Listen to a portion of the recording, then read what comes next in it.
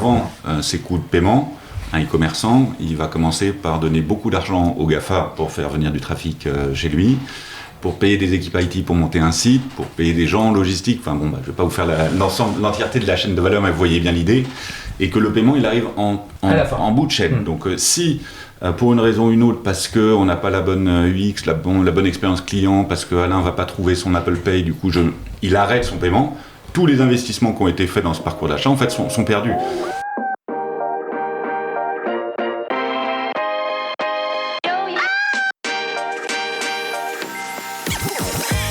Bonjour et bienvenue parmi les Digital Doers, le podcast qui donne la parole aux décideurs de l'écosystème retail et e-commerce. Depuis 2020, avec mon partenaire, l'événement One-to-One Retail e-commerce qui se tient en mars à Monaco, nous tâchons de vous faire partager les visions et les retours d'expérience des leaders de notre secteur.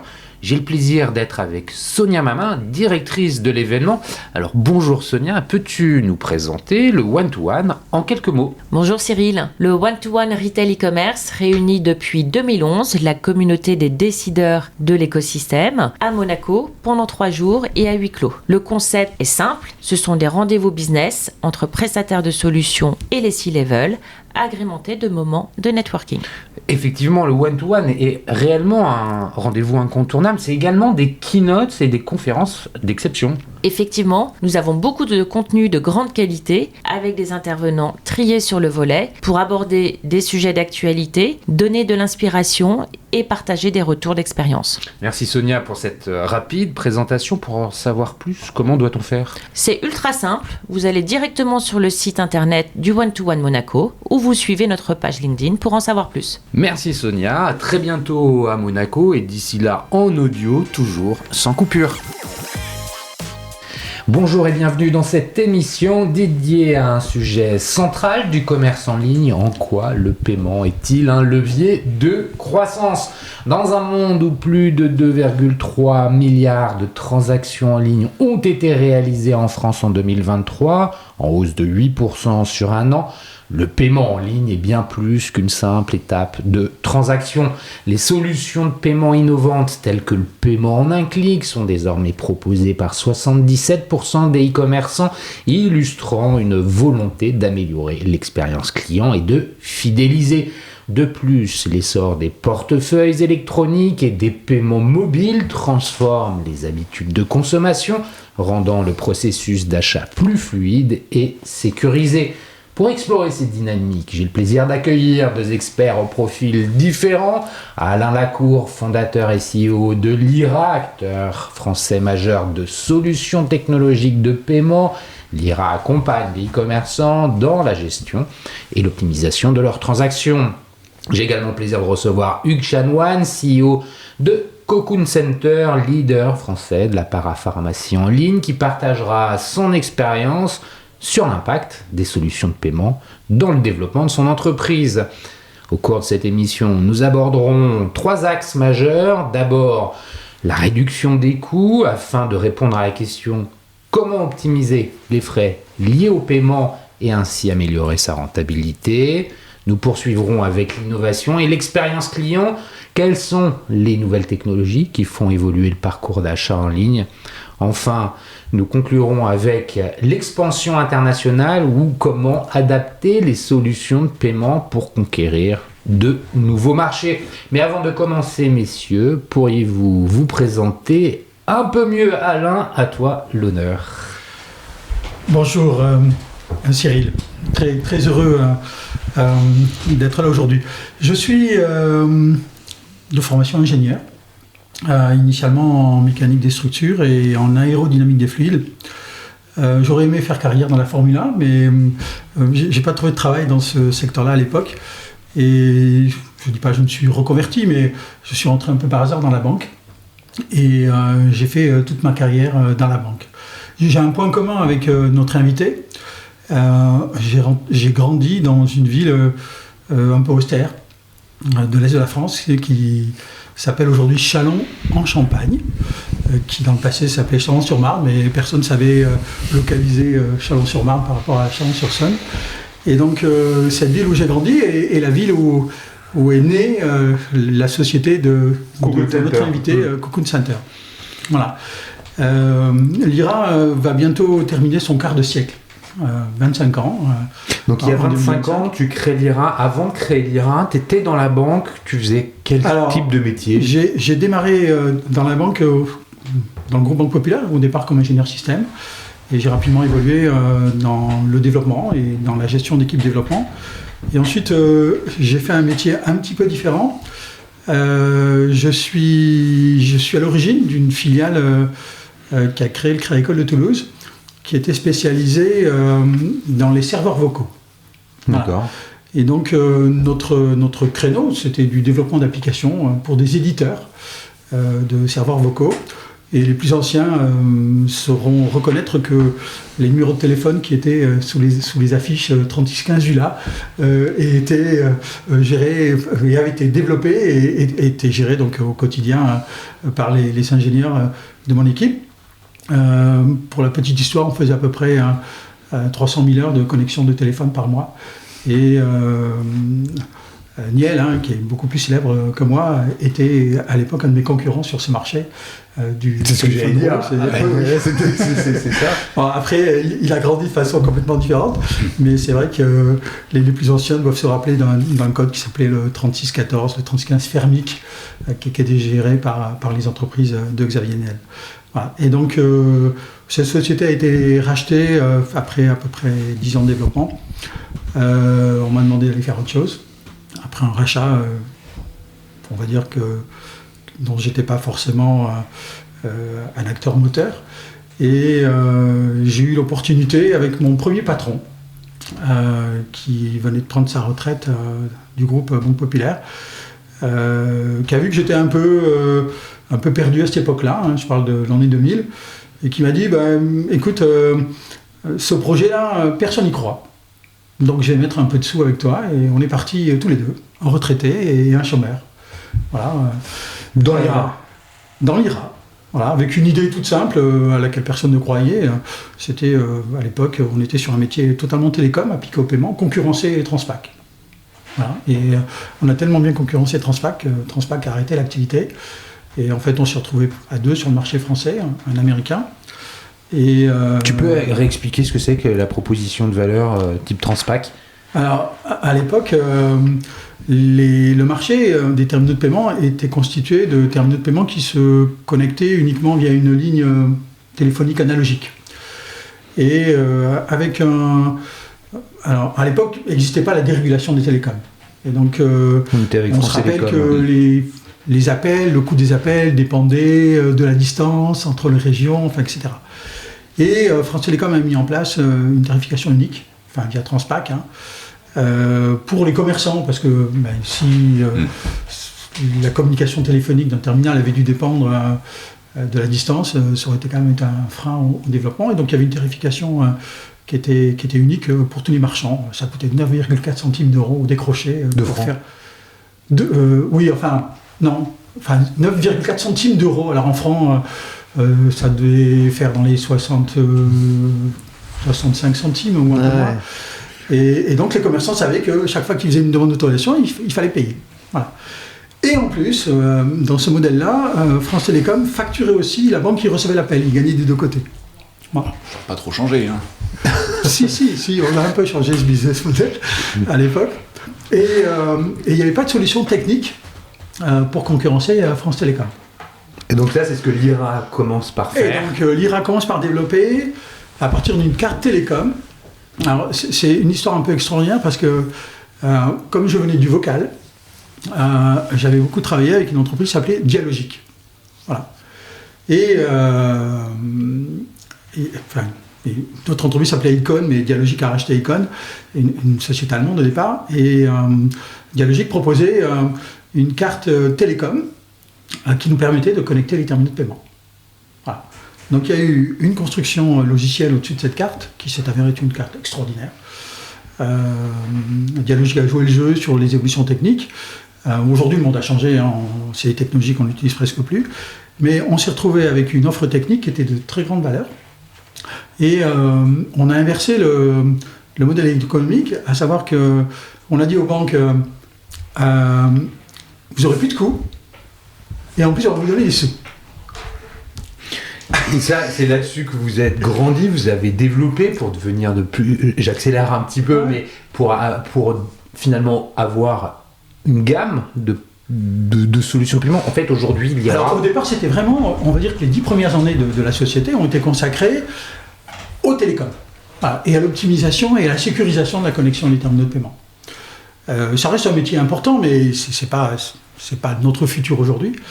Et on a accompagné les évolutions technologiques des terminaux de paiement, parce que après les lignes téléphoniques classiques est apparu des terminaux de paiement dans lesquels on mettait des cartes SIM, comme on met dans les téléphones portables, pour se connecter finalement avec de la data.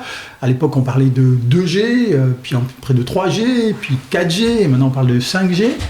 Voilà, donc on a accompagné techniquement ces évolutions, et puis ensuite est arrivée une nouvelle gamme de terminaux de paiement, qui étaient des terminaux de paiement directement connectés à la box ADSL, et donc en diminuant encore les coûts. Et là, on a finalement apporté au marché une solution de sécurisation avec identification de tous les terminaux, gestion des listes blanches, etc.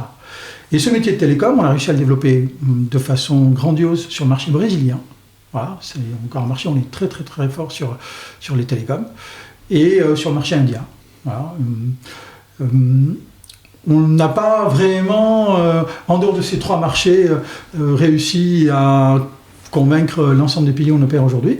Et ensuite, il y a eu une transition, pas technologique, mais un renouvellement finalement de nos solutions, une nouvelle orientation de la société. Au départ, grâce à un partenariat avec le groupe Banque Populaire, avec une personne qui s'appelle Jean-Marie Vallée, qui est à la retraite aujourd'hui, mais qui a été un homme très important finalement dans le développement de Mira, et qui souhaitait co-construire avec nous une nouvelle plateforme de paiement, parce que la plupart des banques étaient chez un concurrent français qui s'était un peu endormi. Et donc l'histoire a commencé il y a 15 ans. Voilà. Et ça fait 15 ans qu'on vit une très très grande passion sur cette plateforme de paiement. Bon, et écoute, merci, on va aller plus loin tout à l'heure pour développer cette proposition de valeur. Hugues, je me tourne vers toi pour parler de Cocoon Center. Ce nom apporte la sympathie, je sais pas pourquoi, c'est peut-être Cocoon. C'est le côté Cocoon. C'est le côté Cocoon. Est-ce que tu peux te présenter, et puis nous présenter un peu Cocoon Center? Toi, tu viens d'où? T'es aussi un ingénieur? Alors pas du tout, moi j'ai une formation, je suis commerçant dans l'âme depuis toujours. J'ai eu la chance de finir mes études en pleine bulle internet début des années 2000 pardon, et de commencer directement à vendre en ligne sur différents produits et services, que ce soit du crédit immobilier chez Meilleur Taux, du développement photo chez Photobox, etc. Depuis 3-4 ans, je dirige CocoonCenter.com, qui est un acteur de distribution spécialisé dans les produits de beauté et de santé. Donc on y trouve principalement des crèmes et des bains qui font la peau douce, mais des produits capillaires, de la puériculture, à travers 800 marques représentatives du marché français et à peu près 25 000 références. Quand j'ai dit parapharmacie, je me suis trompé. Quand j'ai c'est juste, c'est pas forcément le plus explicite pour ton audience, les produits de parapharmacie, mais c'est vrai que c'est une bonne définition technique. C'est tous les produits qu'on peut trouver dans une pharmacie qui ne sont pas du médicament. Donc on a beaucoup de soins dermatologiques, de soins pour la peau, mais voilà, c'est un peu plus large. On va maintenant forcément, la clientèle étant la même, beaucoup sur des produits de beauté qui couvrent en fait cet univers. Cocoon Center aujourd'hui, tu peux nous donner une dimension, qu'on se fasse une idée de ce que c'est que la boîte? Les chiffres. Donc c'est une entreprise qui s'est lancée il y a 18 ans. Alain le soulignait, originaire de la Marne, à Châlons en Champagne. Aujourd'hui, en chiffre d'affaires, c'est 75 millions d'euros. Et on est présent dans 7 pays avec une extension de domaines, et on livre dans toute l'Europe. C'est purement online, hein? Vous êtes un pure player. On est pure player parce que 98% de notre chiffre se fait en ligne. On a une parapharmacie physique à Châlons-en-Champagne qui est une nécessité parce qu'on est sur des produits de distribution sélective, dans des circuits sélectifs, donc avec des règles à respecter, dont un point de vente physique, des pharmaciens et tout un tas de choses auquel on a dû se conformer pour pouvoir adresser ce marché. Cocoon Center, c'est le pionnier de la parapharmacie en ligne en France, qui s'est très vite internationalisé avec le lancement 2 ans plus tard du site en Angleterre. Donc, était moins pionnier en Angleterre, mais voilà, qui très vite a pris un virage très européen et qui lui a été assez important. C'est à peu près un tiers de notre chiffre d'affaires. C'est la question que j'allais te poser. Donc 2 tiers, 1 tiers. 2 tiers sur le marché domestique, 1 tiers à l'international. 7 pays couverts en tout, incluant la France. C'est ça. Donc les autres pays, ça va être Angleterre, enfin je pense que l'audience les connaît, c'est les grands classiques. Angleterre, Allemagne, Italie, Espagne, Belgique, et on a été un peu plus audacieux parce que c'est un très gros marché sur ce domaine-là. On a lancé la Pologne cette année. C'est vrai, c'est un gros marché sur ça. C'est une grosse population qui a de plus en plus accès à Internet, où il y a eu des gros progrès de pouvoir d'achat dans les dernières années. On va revenir dessus, mais je te pose des questions qui n'ont rien à voir avec le paiement, c'est juste pour avoir une global picture. La logistique, elle est gérée comment? Tout est expédié depuis la France, il y a des relais dans les pays. C'est un bon point, la logistique c'est quelque chose d'extrêmement important, qui fait partie des facteurs clés de succès de Cocoon Center, puisque très vite, dès le démarrage, elle a été internalisée. On a vécu là dans les 18 derniers mois un important plan de transformation de l'entreprise, puisqu'on était arrivé un peu à saturation de nos capacités logistiques. L'année dernière, pour donner d'autres chiffres, on a expédié 1,4 million de commandes à nos clients un peu partout en Europe. Et donc on était sur 5000 m², on a doublé cette surface-là, et puis surtout on a construit sur 14 mètres de haut, puisqu'on est venu installer un système de 14 mètres de haut. On se dit il faut des grands bras pour les chercher. Ouais, c'est ça, ouais. Mais on a installé un système de mécanisation partielle de la logistique, effectivement, avec Exotech, dont tu as dû entendre parler, qui est une licorne française. Et donc du Nord, tout à fait. Et donc qui envoie des petits robots. On a une quarantaine de petits robots qui ressemblent à des aspirateurs autonomes là, que vous pouvez avoir chez vous, mais qui montent effectivement à 12 mètres de haut pour aller chercher des caisses et qui l'apportent aux opérateurs. Ce qu'on a des systèmes logistiques qu'on appelle good to man. Donc c'est le produit qui va à l'opérateur. Avant ça, nos collaborateurs et trices, parce que les préparatrices de commandes sont plutôt féminines chez nous, parcouraient environ 15 km dans les allées pour aller faire le picking des produits. Comme on dit, pardon pour le barbarisme anglais, mais... Oui, c'est comme ça que ça s'appelle. J'en ai pas d'autres. Ce qui veut dire, si je comprends bien, que finalement, aujourd'hui, tu passes de 5 000 à 10 000 m², mais avec une hauteur sous plafond, je sais pas comment le dire. Non, mais c'est ça. C'est en fait, on a une densification de notre stock, et donc en doublant la surface, on a plus que quadruplé notre capacité de stockage. Voilà, c'est ça. C'est ce que je voulais savoir. En faisant donc on avait 25 000 références, et à chaque fois qu'on voulait rentrer une marque, fallait en sortir une. Et c'était vraiment presque à la rêve près, parce qu'on avait vraiment poussé les murs là depuis 2 ans. Maintenant, on a beaucoup plus de place, et avec ce système, on va pouvoir monter jusqu'à 70 000 références produits. Donc, ce qui nous permet de réfléchir à des catégories entières à adresser, ce qui sera, je l'espère, source de croissance. On va commencer à revenir sur le paiement, mais avant ça, pour justement l'introduire, tes clients, est-ce que ce sont des clients, des clientes? Est-ce qu'il y a des formules d'abonnement? Est-ce qu'il y a un repeat business qui est important? Comment ça fonctionne, la vente? Alors, c'est effectivement principalement des clientes. On a 3/4 de nos clients. On a une offre pour les hommes, mais tous ces produits-là sont quand même plus féminins, on va dire. En tout cas, c'est la typologie de clientèle qu'on a. On n'a pas d'offre d'abonnement que j'ai pas réussi à caler. C'est un peu le Graal du commerçant, mais qui pose quand même de nombreuses questions sur la fréquence de consommation. Quand on travaille beaucoup avec nos partenaires laboratoires pour savoir en combien de temps est consommé un shampoing de 400 ml ou autre. Bon, à part ça dépend, on n'a pas beaucoup de réponses. Même eux, et effectivement, si vous êtes dans une famille, si c'est pour un usage personnel ou une famille de 4 ou 5, ça ne va pas être le même rythme de consommation. Donc ça, on essaie de le travailler plutôt avec des triggers, des mails automatiques qui vont se baser sur des durées moyennes de consommation. Pour dire, c'est peut-être le moment de réacheter, mais l'abonnement en tant que tel, c'est pas forcément adapté. On n'y a pas été. Il y a un produit qui s'y prête assez bien, mais on n'est pas très bon dans ce domaine parce qu'il y a des acteurs spécialisés et puis c'est assez volumique, c'est les couches. Pourquoi ? Parce qu'on sait que c'est 2 ou 3 et qu'on peut plus facilement, par jour, quand on a une consommation unitaire quotidienne, c'est plus facile. Je dis pas que c'est facile, je ne sais pas qui aurait vraiment réussi sur l'abonnement. C'est tout ce qu'Amazon le propose sur plein de choses. Sûr. Est-ce que c'est si utilisé? Je sais pas. J'ai pas de billes. Et le repeat business, il est fort chez toi? Il est fort sur ceux qui repeat. Parce que c'est une réalité du commerçant. Je pense qu'il y a, j'ai pas de stat national, mais je pense qu'il y a au moins 40 à 50% des clients qui ne repasseront jamais de commande. Nous, on est à peu près à 40% sur ce que j'espère être une moyenne basse. C'est quelque chose qu'on travaille évidemment. Et après, dès qu'il y a une deuxième commande, effectivement, on va avoir entre 3 et 4 commandes par an. Bon, merci pour cette présentation. On a débordé du paiement, mais en fait, c'est bien de connaître l'ensemble des activités d'un e-commerçant pour que les auditeurs puissent se faire une image de ce que ça représente. On le disait en introduction, la première partie va être consacrée à la question de l'optimisation des frais liés au paiement en vue d'améliorer la rentabilité. Justement, Alain, pour l'optimisation des frais chez Lyra, qu'est-ce qu'on propose?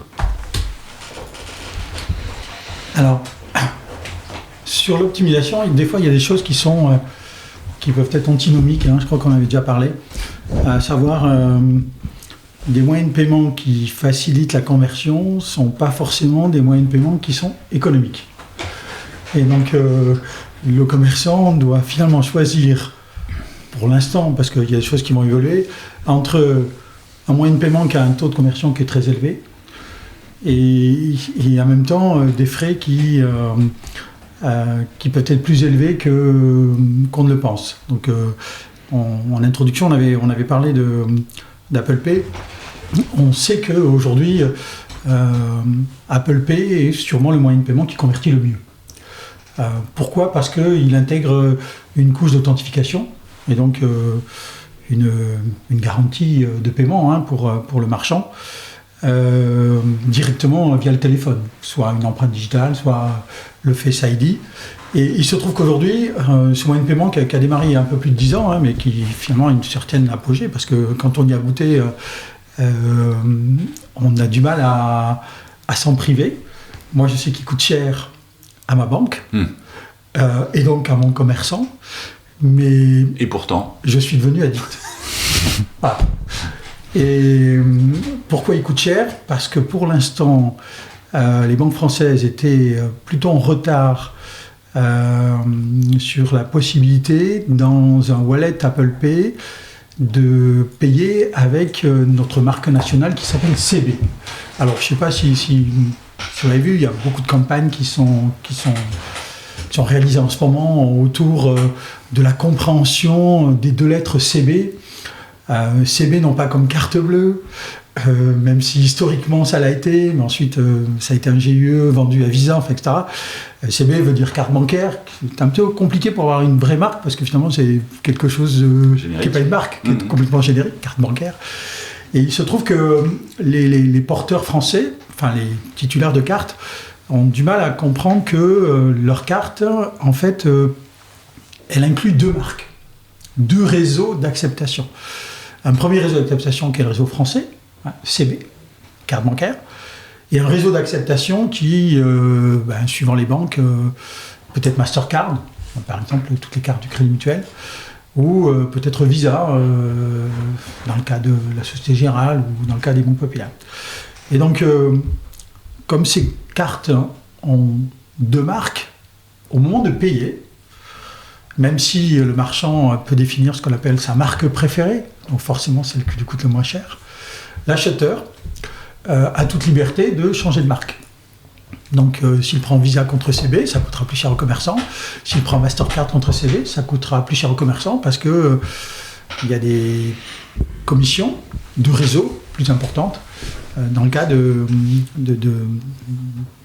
ces schemes, enfin ce qu'on appelle les schemes, oui. Voilà, ce qu'on appelle les schemes.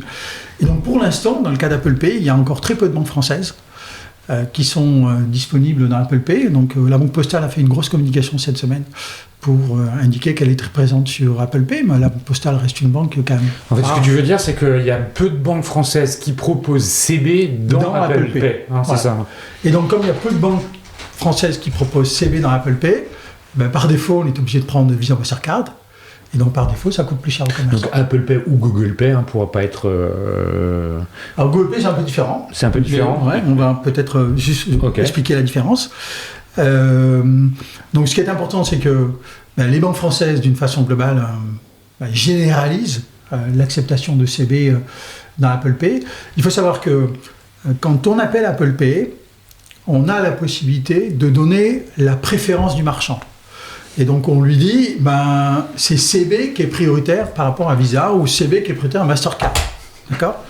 Mais bien évidemment, si la carte CB elle n'y est pas, elle ne peut pas être choisie. Mais la préférence marchand, elle se définit au niveau du contrat commerçant et elle permet effectivement d'avoir CB par défaut, comme on a CB par défaut sur une page de paiement internet classique.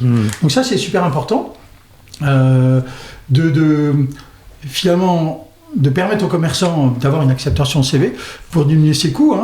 J'en parlais avec Hugues avant qu'on démarre cette réunion. Mais attends, en t'écoutant parler, je suis en train de regarder mes cartes de paiement. J'en ai une Société Générale où c'est écrit CB et Visa, et j'en ai une Boursorama il est juste écrit Visa, donc j'ai pas CB. Eh ben c'est un grand souci, c'est que Boursorama, qui appartient à la Société Générale, n'émet que des cartes Visa Only aujourd'hui. Voilà. Et donc je sais que ça fait partie des négociations qui sont en cours pour dire à la Générale, ça serait bien que Boursorama émette des cartes qui soient Visa et CB. Parce que tous les porteurs aujourd'hui, Boursorama, qui payent chez un commerçant, génèrent des frais supplémentaires à cause de l'utilisation du réseau Visa. Ça génère des frais supplémentaires, mais est-ce qu'on peut en déduire que la banque va aussi avoir des gains supplémentaires en émettant ? Alors, de quelle logique alors de ne proposer qu'un scheme cher ? Ouais, pour revenir sur la question... Si, TCB. Ça va. Alors, il faut quand même savoir que... Du coup, Hugues vérifie ses cartes aussi. Et chez BNP Paribas, il y a bien les deux. Non, ça dépend des cartes chez BNP Paribas. Il y a aussi des Visa Only. Il y a des cartes de débit qui sont des Visa Only. Il faut savoir par exemple qu'une carte qui est émise par les Galeries Lafayette est une Mastercard Only. Ouais, ça, parce que c'est en marque blanche. C'est du BNP derrière. C'est du BNP, mais ça reste du Mastercard Only. C'est du BNP derrière. Pour revenir sur la réduction des coûts, tu dis que finalement on peut dire on va investir dans quelque chose qui nous coûte a priori plus cher parce que par ailleurs en fait on va gagner. Alors, où est-ce qu'on va gagner ? On a aujourd'hui, nous, ce qu'on observe, c'est que sur des wallets on reparlera de Google Pay, mais sur des wallets de type Apple Pay, tous les échecs trop des sécures qu'on avait finalement disparaissent. On observe réellement 96% de conversion. Et les 4% qui manquent, finalement, c'est des gens qui n'ont pas d'argent ou qui ont pas d'argent. De conversion, de taux d'acceptation ? De taux d'autorisation. L'autorisation. Puisque comme l'étape d'authentification, elle est simplifiée par le Face ID, ou par l'empreinte digitale, la dernière étape qui nous reste, c'est réussir une autorisation. Et réussir une autorisation, si le client n'a pas dépassé son plafond carte, ou si effectivement il a les fonds sur son compte, on a un taux d'autorisation qui est exceptionnellement élevé. Et pourquoi ça coûte cher ? Pour aujourd'hui 2 raisons. C'est que il y a l'utilisation d'un réseau qui n'est pas CB, et ensuite il ne faut pas oublier quelque chose, c'est que Apple impose aux émetteurs de partager sa commission. Alors, je n'ai pas les chiffres exacts en tête, mais à une époque, sur les cartes de débit, c'était la moitié de la commission. Et sur les cartes de crédit, c'était un tiers. Donc, une façon, en fait, de réduire les coûts, c'est de dire on va aller faire du frictionless. C'est-à-dire, on va... C'est ça. Et du frictionless garanti. Garanti avec le wallet. Oui. C'est une façon de réduire les coûts parce qu'on a derrière un taux de transfo qui est supérieur à la moyenne, donc on encaisse plus de chiffre d'affaires. Oui. En résumé, c'est ça. Est-ce que toi, c'est Hugues, quelque chose qui te parle, et chez Cocoon Center, finalement, la réduction des coûts liés au paiement ou à l'amélioration de la rentabilité, ça passe par quoi ? Alors, c'est un très bon point là, ce qui est soulevé, parce qu'on voit que c'est des systèmes de paiement qui sont plus chers, donc qui intuitivement ne réduisent pas les coûts, les augmentent. Sauf que c'est la dernière étape du parcours. Avant ces coûts de paiement, un e-commerçant, il va commencer par donner beaucoup d'argent au GAFA pour faire venir du trafic chez lui, pour payer des équipes IT pour monter un site, pour payer des gens en logistique. Enfin bon, je ne vais pas vous faire l'entièreté de la chaîne de valeur, mais vous voyez bien l'idée. Et que le paiement, il arrive en bout de chaîne. Donc si pour une raison ou une autre, parce qu'on n'a pas la bonne UX, la bonne expérience client, parce qu'Alain ne va pas trouver son Apple Pay, du coup il arrête son paiement, tous les investissements qui ont été faits dans ce parcours d'achat en fait sont perdus. Donc je mets en place Apple Pay il y a quelques mois, suite à une discussion avec Alain, j'ai bien compris que sinon je ne l'aurais pas pour client. Pourquoi ? En sachant que ce serait plus cher, mais aussi pour justement aller améliorer ce taux de conversion et du coup s'y retrouver. Pour reprendre ton point sur les optimisations de frais, on parle de taux d'acceptation. Je pense que c'est une des premiers leviers qu'il faut travailler avec son PSP. C'est être très vigilant sur ce taux d'acceptation. Pourquoi ? Parce que le commerçant va être facturé à chaque tentative. J'ai bon, Alain. Qui est succès ou non. Donc réduire les coûts, c'est aussi améliorer son taux de succès et être vigilant avec son PSP. Alors ça, c'est très important ce que tu soulignes. Finalement, pour augmenter le taux d'acceptation, on peut s'en référer à sa banque et dire finalement on prend que du 3D Secure et puis voilà. Il y a une autre approche qui consiste à faire de l'utilisation de la donnée comportementale pour dire je vais ou pas mettre du 3D Secure parce que le profil est plus ou moins à risque et si je le considère comme étant pas à risque, je vais pas lui demander une authentification forte et donc augmenter mon taux d'acceptation. Je me trompe ? Alors ça c'était avant. Et moi j'aimais bien ce temps-là, où le commerçant avait le choix de émettre un 3D Secure, mais depuis, si je ne me trompe pas, la DSP2, la directive sur les services de paiement, cette responsabilité revient à la banque. Donc il y a des choses... Sur la base des données du commerçant. Sur la base des données du commerçant. Mais du coup, c'est plus le commerçant qui décide s'il shoot son 3DS ou pas. Alors c'est pas tout à fait vrai. En fait, le 3DS, il vient avec des exceptions. Okay. Et on va dire qu'on trouve 3 types d'exceptions aujourd'hui. On a une exception petit montant, inférieur à 30 €, mais les fraudeurs le savent. C'est-à-dire qu'on peut faire une demande d'authentification en envoyant une exception petit montant si le panier est inférieur à 30 €. Mais il n'y a pas de garantie de paiement pour le marchand. Okay. Donc ça, c'est peut-être effectivement applicable sur des petits paniers, sur des clients fidèles, connus. Je ne sais pas si je prends l'exemple de UFC Que Choisir, c'est des choses qui sont mises en place. Ensuite, il y a une autre exception qu'on appelle l'exception transaction risk analysis. Celle-là, elle est bornée techniquement. Elle dépend du taux global de chargeback, d'impayé, chez un acquéreur. Donc plus le taux est faible, plus l'exception transaction risk analysis peut permettre de ne pas déclencher le 3D Secure en fonction de montant. On peut aller jusqu'à 500 €. Je sais qu'à nos clients, compte tenu de notre taux de fraude qui est très très bas, on propose des exceptions transaction risk analysis jusqu'à 250 €. C'est-à-dire que jusqu'à 250 €, il n'y aura pas de 3D Secure. Mais il n'y a pas de garantie de paiement. Donc c'est forcément à choisir en fonction de clients connus. Et il y a une troisième exception qui s'appelle exception sans motif. Voilà, c'est possible. C'est des choses qui sont aussi utilisées par Amazon. Amazon ne fait pas beaucoup de 3D Secure, faut être clair. Ouais. Et donc c'est pareil, c'est des choses qui sont réservées à certains clients et en fonction du profil des acheteurs, c'est un marchand. Donc c'est pas totalement juste de dire qu'avec la DSP2, il n'y a pas de 3D Secure. Il y a au moins 3 exceptions qui sont possibles. On en utilise, nous, surtout 2, l'exception petit montant et puis l'exception, ce qu'on appelle transaction risk analysis. Et avec le taux de fraude qu'on rencontre chez les Racollect, qui est très très bas, qui est un des plus bas du marché, peut-être même le plus bas du marché français, on donne des exceptions jusqu'à 250 €. Bien sûr, le marchand exploite cette exception en fonction du profil de son client, sa connaissance du client depuis des années, le fait qu'il revient rapidement, qu'il revient souvent, qu'il paye sans problème depuis des années, etc. Donc, c'est pas totalement vrai. Ensuite, pour continuer sur ce schéma de comment on diminue les coûts, je vais faire juste dire un petit mot sur Samsung Pay d'abord. Samsung Pay, c'est aussi bien qu'Apple Pay. D'accord ? Et ils étaient même plus en avance que Apple, parce qu'ils avaient déjà inventé la notion de QR code qu'on pouvait lire sur n'importe quel device avec son Samsung, ou de rentrer l'email du Samsung pour envoyer une notification sur le Samsung et donc payer avec un Face ID ou une empreinte digitale et avoir le même niveau de sécurité que sur un Apple. Donc moi je suis un fan de Samsung Pay parce que ça coûte rien à personne. Sauf bien sûr la commission de carte. Quel est le problème? C'est que Samsung Pay est déployé à quasiment 100% dans les banques espagnoles qui ont vu l'intérêt de déployer Samsung Pay. C'est quand même 25% des téléphones sont Samsung et il n'y a aucune banque française qui a adhéré. Ou très très peu.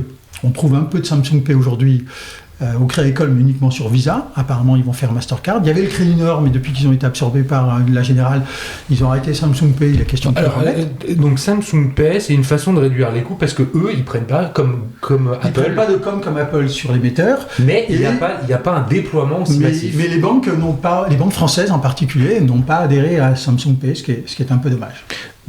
Tu me donnes l'opportunité de faire une belle transition vers justement la partie d'innovation et d'expérience client pour continuer ce sujet-là avec Google Pay et puis on ira plus loin sur les innovations, mais finir avec les wallets. Ouais. On peut pas ne pas parler de Google Pay parce que je pense qu'en volume ça doit être le plus déployé. Non. Après PayPal, pardon. Peut-être oui, en wallet. Ouais, mais parce qu'on n'a pas parlé de PayPal. T'as raison. C'est quand même un truc qui vient plomber les coûts. Google Pay, il faut le démystifier. Ah, il est mystifié. Parce que c'est un truc qui est à moitié bien et à moitié mal. Ok. Et les gens pensent que mais il faut Google Pay sur mon site. Ben oui et non. Parce que Google Pay, par défaut, c'est un wallet où l'acheteur peut enregistrer ses cartes. Mais ensuite, si le marchand veut de la sécurité, il faut rajouter du 3D Secure. Ok. Donc si on rajoute du 3D Secure, on se retrouve avec les taux de conversion qui sont classiques, à part que finalement on n'a pas eu besoin de saisir sa carte, mais l'authentification, on retrouve exactement les mêmes taux d'échec. Donc Google Pay a un intérêt uniquement si la banque a passé un accord avec Google pour créer ce qu'on appelle un token de réseau. Okay. Et aujourd'hui, en France, quasiment personne ne le fait. Okay. Donc, depuis peu, Banque Populaire s'y est mis, mais essentiellement avec des cartes Visa Only, donc on perd l'intérêt de CB. Donc, il y a 0 CB, d'abord, sur le marché français. Et on va trouver dans Google Pay des banques comme N26, des banques comme Revolut, donc qui sont des cartes Mastercard Only ou des cartes Visa Only, donc il y a un coût. Mais sur mon Google Pay, moi, j'ai ma carte Boursorama. Boursorama fait partie des cartes qui peuvent être mises dans Google Pay. Et donc au moment de payer, ce que les gens ne réalisent pas, c'est que si on est dans Chrome Android et que sa banque a un accord avec Google pour avoir permis de tokeniser la carte dans Google Pay, là effectivement on aura un parcours d'achat qui est fantastique avec l'empreinte digitale ou le Face ID.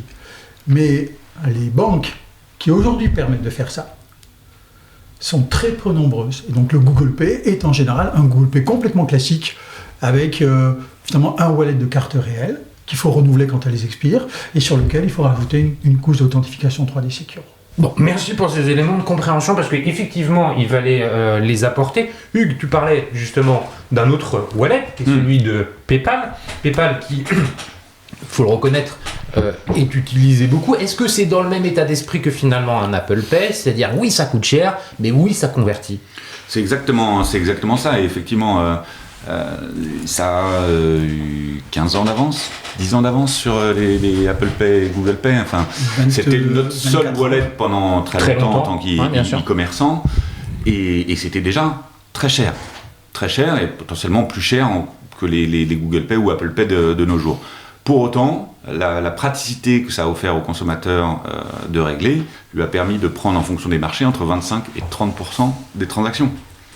Ce qui est monstrueux en termes de coûts, mais là on revient sur cet arbitrage de booster le taux de conversion ou accepter d'avoir des coûts supérieurs. Ce qu'on peut faire autour de ça, encore pour rester un peu sur comment optimiser les coûts, il ne s'agit pas de forcément les réduire, puisqu'on voit bien qu'on va rajouter des moyens de paiement plus chers pour améliorer la conversion et surtout l'expérience utilisateur.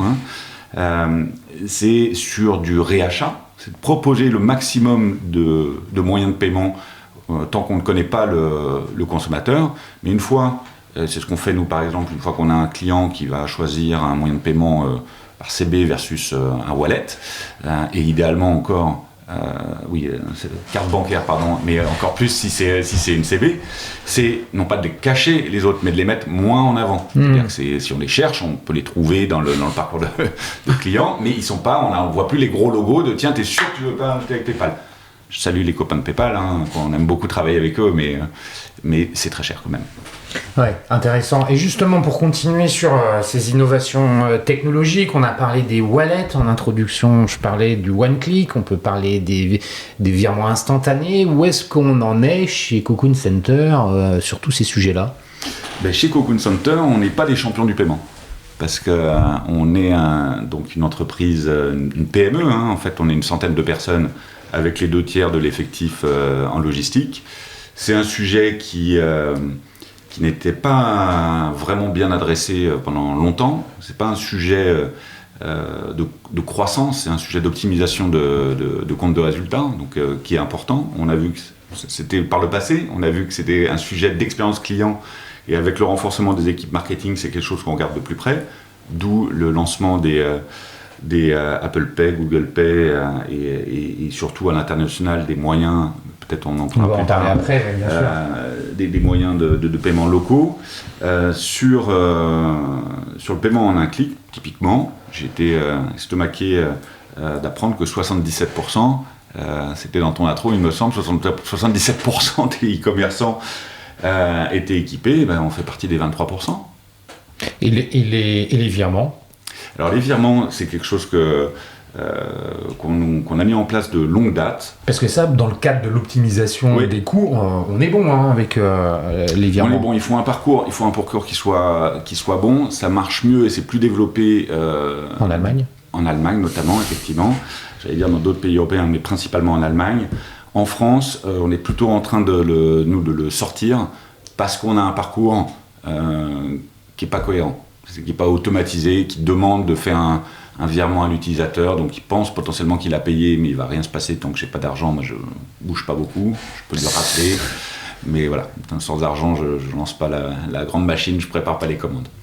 Donc c'est un moyen effectivement beaucoup moins cher sur les transactions. Faut-il encore avoir des équipes mais qui se penchent bien sur le parcours du client. C'est intéressant ta position qui consiste à dire même si on fait 75 millions et c'est loin d'être petit, parce qu'en faisant 75 millions t'es quand même dans les gros e-commerçants français, c'est pas facile pour vous de suivre finalement l'évolution de toutes ces innovations dans le paiement. Alain, est-ce que toi, tu peux nous dire un peu ce que tu vois parmi ton portefeuille de clients? Qu'est-ce que tu constates parmi toutes ces innovations? On en a cité deux, là.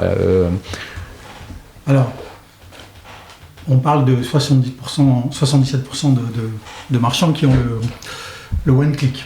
Okay. Alors, je vais parler d'une nouveauté qui... Apparemment, ils ont beaucoup d'argent pour mettre beaucoup de publicité dans le métro. Click to pay. Voilà.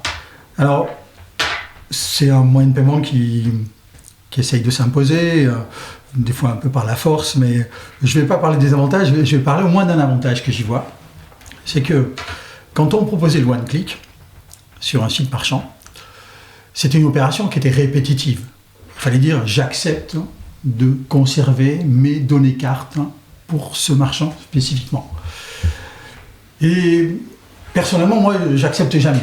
Parce que je ne sais jamais si elles sont vraiment correctement stockées. Il y a tellement de prestataires à la nature que finalement, c'est une opération que je ne répète pas. Et donc, je re-rentre systématiquement mes cartes. Et dans le cadre d'une norme qui s'appelle MVCO, les émetteurs, les schemes, ont mis en place un nouveau bouton qui va fleurir sur les sites internet, vraisemblablement d'ici la fin de l'année, qui s'appelle Click to Pay. Alors c'est un bouton qui est basé sur l'email. Et l'idée, c'est d'aller, à partir de l'email, chercher toutes les cartes qu'on aurait stockées, mais en endroit unique et pour tous les marchands. Donc il n'y a plus besoin de faire l'opération, de la répéter. Est-ce que tu vas enregistrer ta carte ou pas? Non, là, on sait qu'elle est stockée de façon globale. Et si je trouve le bouton, à partir du moment où j'ai saisi mon email, je vais pouvoir récupérer dans cet univers de stockage global les cartes que j'avais liées à mon email, qui peut être une carte Mastercard, qui peut être une carte Visa, qui peut être une carte Amex bientôt, une carte Diners, bientôt peut-être une carte Girocard et aussi une carte CB. Et donc je ne me préoccupe plus de stocker localement dans chacun des marchands. Le petit inconvénient qu'on aura avec ce moyen de paiement, c'est qu'ils n'ont pas complètement résolu la partie authentification. Donc dans un certain nombre de cas, il va falloir continuer avec une authentification 3D Secure. Mais c'est vraiment une avancée parce qu'on ne se préoccupe plus de stocker pour chacun des marchands. Okay. Ensuite, l'évolution majeure au niveau de l'Europe, sur lequel on travaille, et on espère qu'on sera d'ailleurs le premier PSP français à faire une annonce sur ce sujet-là. J'ai vu que cette semaine, ils avaient fait une annonce sur le premier paiement e-commerce en Allemagne sur un club de foot, c'est Wero. Voilà. Donc Wero, dont on entend de plus en plus parler, est-ce que tu peux nous le présenter en quelques mots? Alors, Wero... W-E-R-O. W-E-R-O. Alors, ça avait vocation au départ d'être un grand projet européen. Pour l'instant, il est on va dire réduit à quelques pays qui sont moteurs, comme la France, comme la Belgique, comme la Hollande, comme l'Allemagne. Bon, on espère que la France, que l'Autriche rejoindra aussi les Allemands. Mais on observe quand même au niveau de l'Europe, une Europe coupée en trois de façon horizontale. On a trois couches. On a les latinos, portugais, espagnols, italiens, qui ont décidé de faire leur moyen de paiement. Oui, parce que Wero, c'est un moyen de paiement. C'est un moyen de paiement basé sur du virement instantané. Voilà. Okay. Et donc la couche du sud là, ils ont aussi fait, basé en faisant un merge finalement entre MBWay au Portugal, Bisum en Espagne et Bancomat en Italie. Donc eux, ils ont leur GIE entre guillemets sur l'équivalent de Wero. Européa. Après, il y a les pays du centre. Après, on a les pays du centre, là, où on est nous, là, qui sont en train de miser sur Wero. Et puis, tu as au-dessus... Et puis au-dessus, il y a les Scandinaves, là, qui ont Wish, qui sont basés depuis très longtemps sur du paiement instantané, et qui finalement se sont bien débrouillés pour éliminer une partie de la pression des cartes Mastercard et Amex, Diners, etc. Le paiement instantané, le virement instantané, il y a deux enjeux pour moi. Il y a à la fois celui du déploiement chez les commerçants, oui, et la pédagogie à faire auprès des consommateurs. En France, on a une habitude de paiement qui est pas liée au virement, contrairement à l'Allemagne, on l'évoquait tout à l'heure, où c'est la CB qui est majoritairement utilisée. Les faire changer en leur disant vous allez pouvoir faire du virement, est-ce que c'est un challenge? Alors, oui et non. Il faut savoir que tous ces moyens de paiement qu'on réussit, et en particulier grâce à la pandémie, Blik en Pologne, Bisum en Espagne, ils ont réussi parce qu'au départ, ils étaient orientés people to people. C'est-à-dire, je te fais un virement, tu me fais un virement. Je fais un virement à les enfants et un virement instantané. Du C2C. Voilà.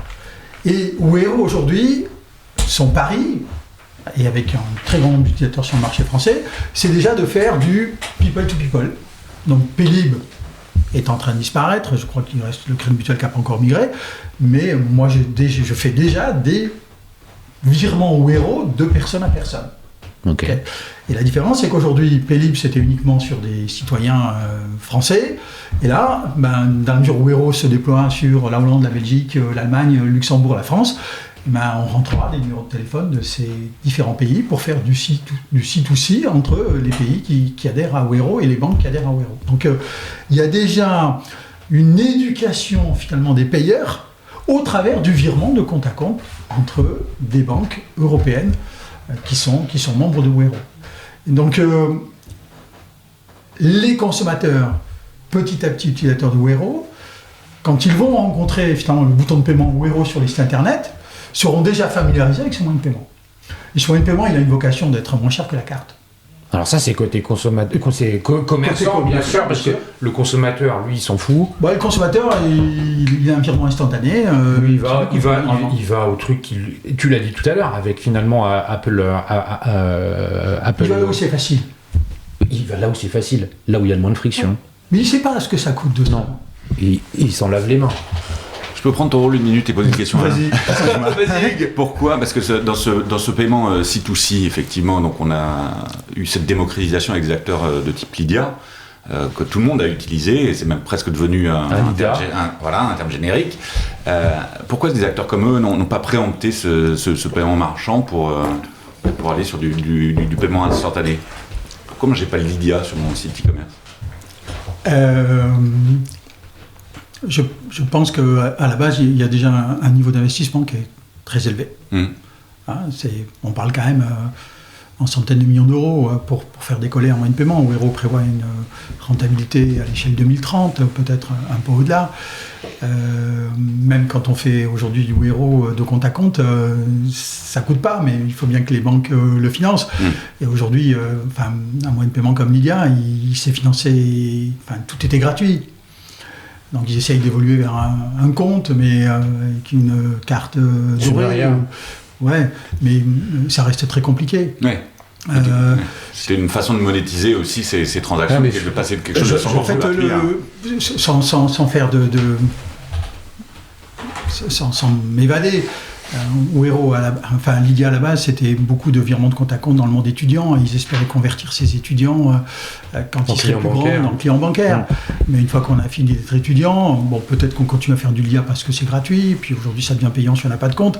Mais après, on a besoin d'un prêt, on a besoin d'un service normal. Et donc on quitte le monde étudiant. Okay. Et donc la conversion, elle était très très faible. Je suis pas là pour.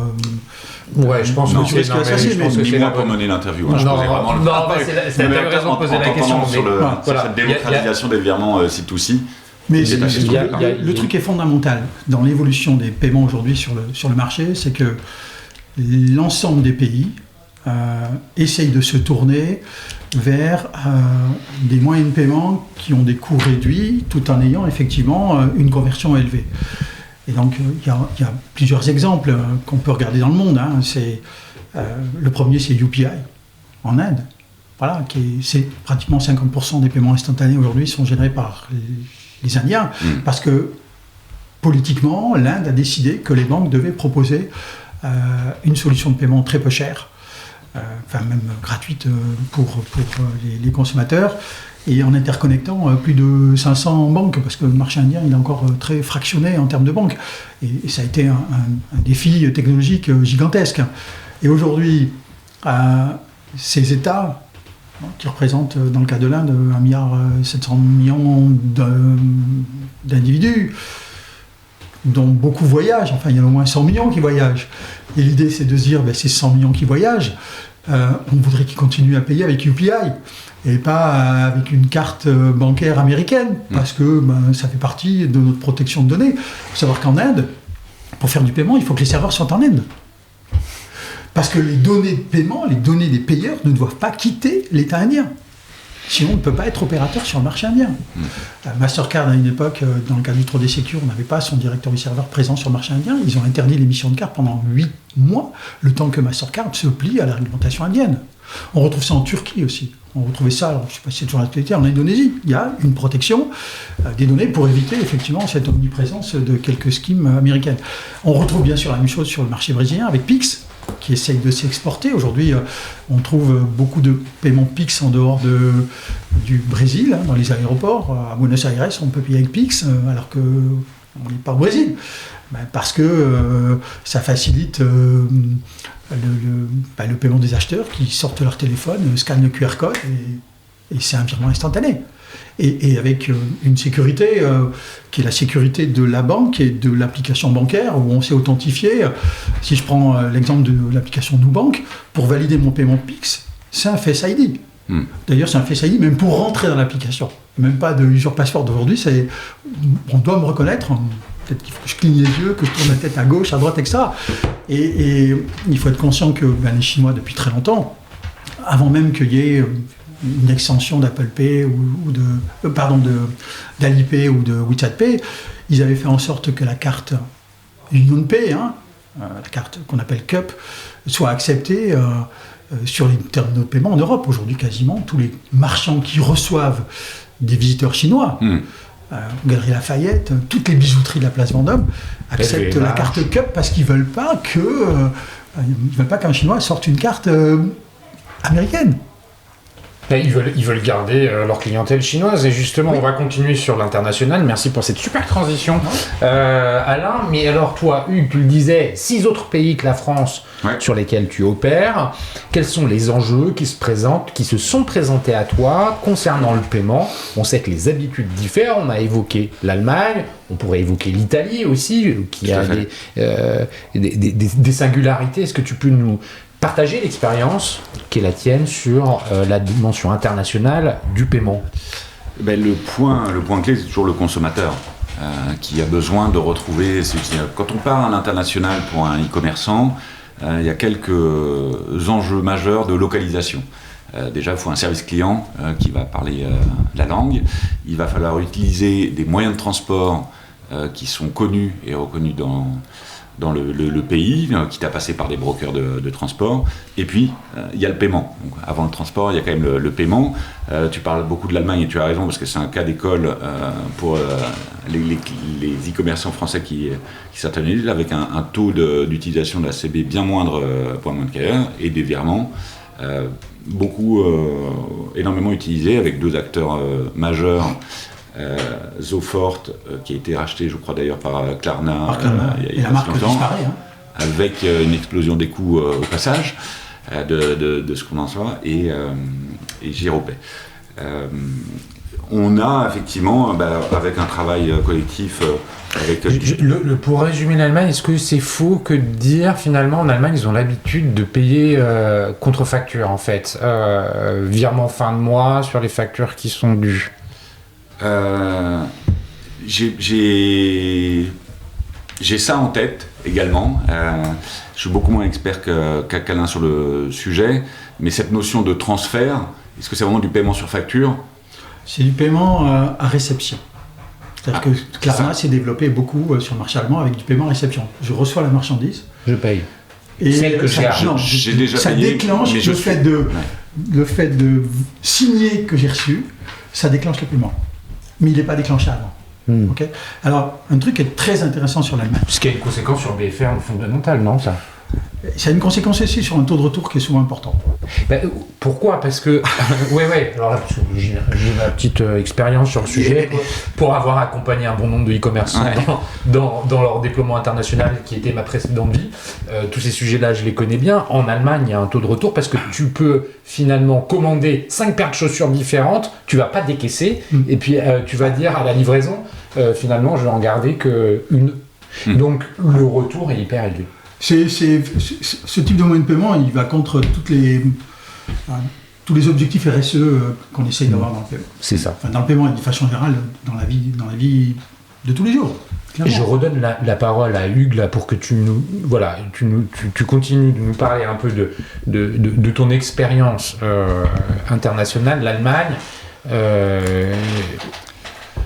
Est-ce que tu peux utiliser, ou est-ce que tu dois changer, le même PSP dans tous les pays? Alors, on a des PSP principaux.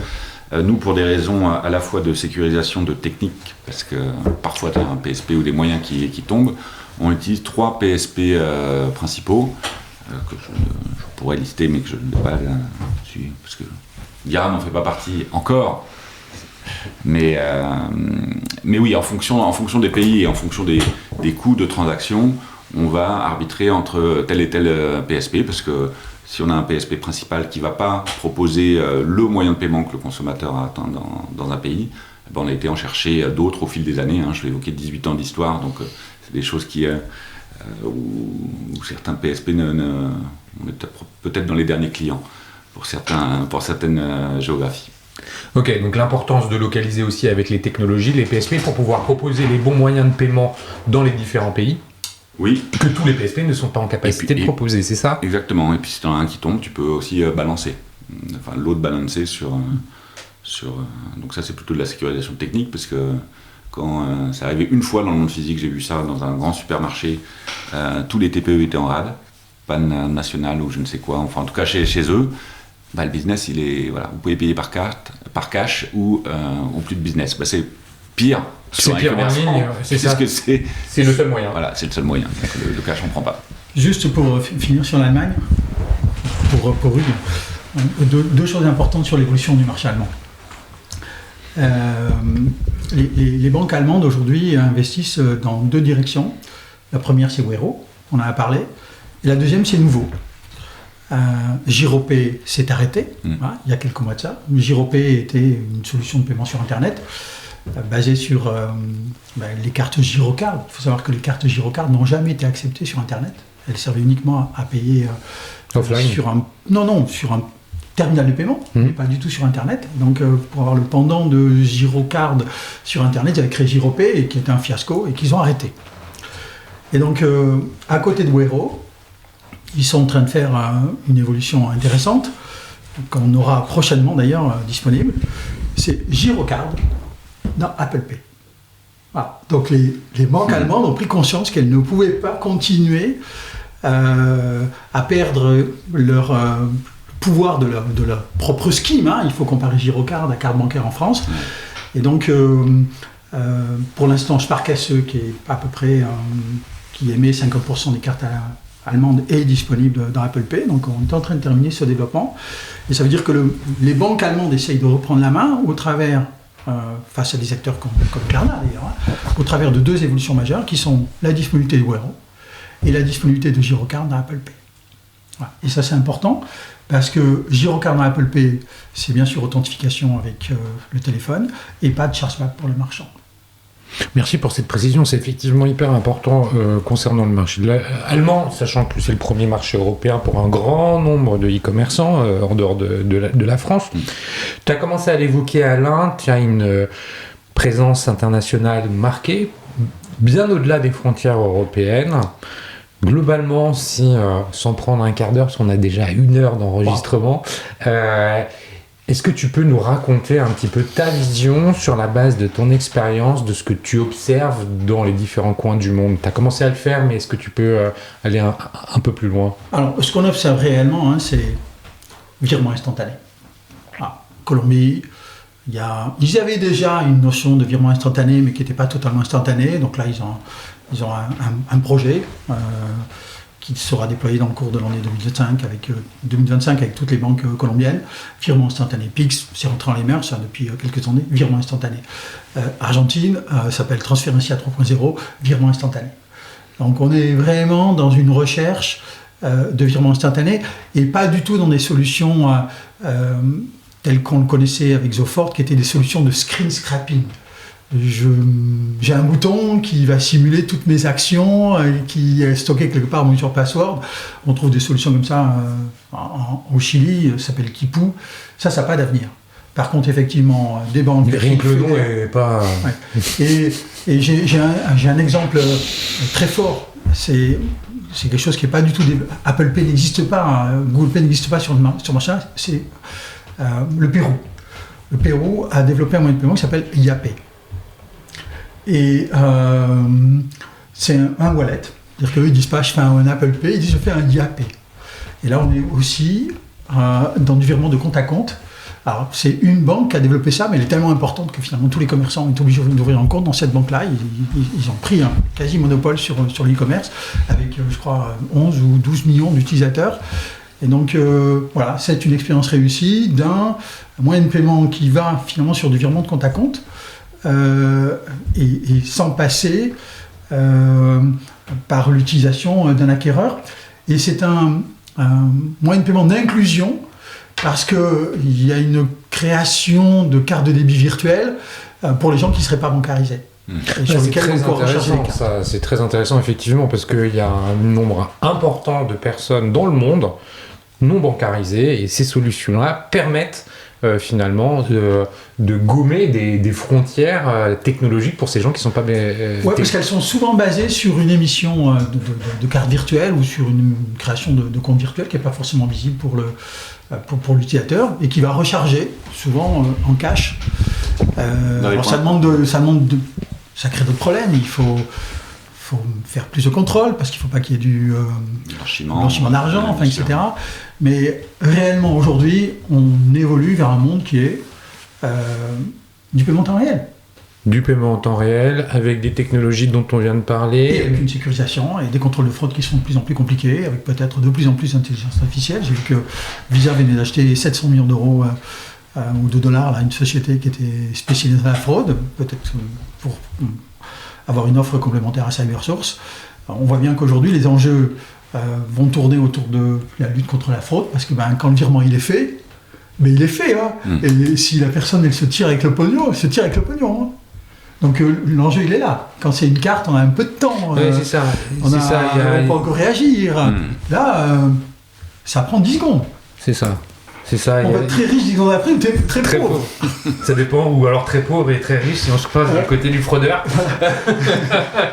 Et effectivement, merci Alain pour cet éclairage, merci Hugues pour ce témoignage. J'ai été ravi, enchanté de pouvoir discuter de tous ces sujets. Je vois bien qu'on aurait pu enregistrer encore 1 heure de conversation. C'est la passion qui nous anime. Merci à vous tous les auditeurs pour votre fidélité et les messages de soutien que vous me faites parvenir. Merci à Comexposium et l'événement One-to-One Retail e-commerce pour le soutien apporté à ce nouvel épisode. Si vous voulez contacter Alain ou Hugues, je pense que LinkedIn c'est le meilleur des moyens. C'est un bon moyen. C'est un bon moyen. Coconcenter.com. Voilà, on attend vos commandes. Voilà, il ne reste plus qu'à vous remercier pour ce partage, messieurs. À très très bientôt.